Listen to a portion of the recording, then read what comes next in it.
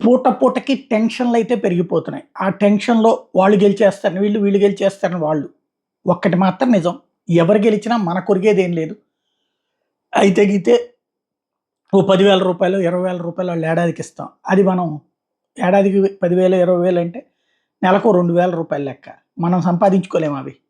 సరే అది దాని మీదనే ఇష్టపడేవాళ్ళు దాని గురించి నేను ఇంతకుముందు గూడా చెప్పా. వాళ్ళకి కొంతమందికి అవసరం అది.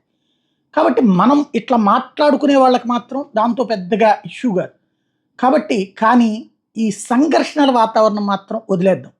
ఎవడి పని ఆళ్ళు జేసుకుంటాం.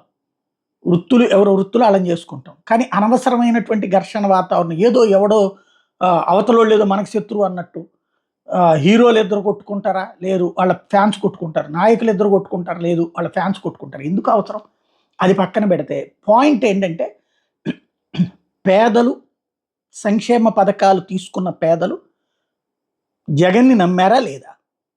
చంద్రబాబు అంతకంటే ఎక్కువ ఇస్తానన్నది నమ్మారా? లేదా?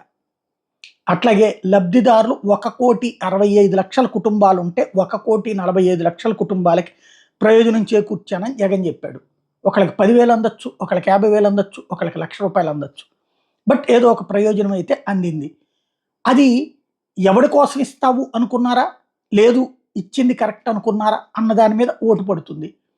1,45,00,000 కుటుంబాలలో కనుక 1,00,00,000 కుటుంబాలు ఓట్లేస్తే జగన్ గెలుస్తాడు. 45,00,000 కుటుంబాలే ఓట్లేస్తే చంద్రబాబు గెలుస్తాడు. ఎందుకు అట్లాగా వ్యతిరేకంగా వేశారు పథకాలు ఇచ్చిన తర్వాత అన్నట్టు తర్వాత సమీక్షించుకుంటారు. ఆత్మశోధన చేసుకుంటారు. ఏం జరిగిందో చూద్దాం.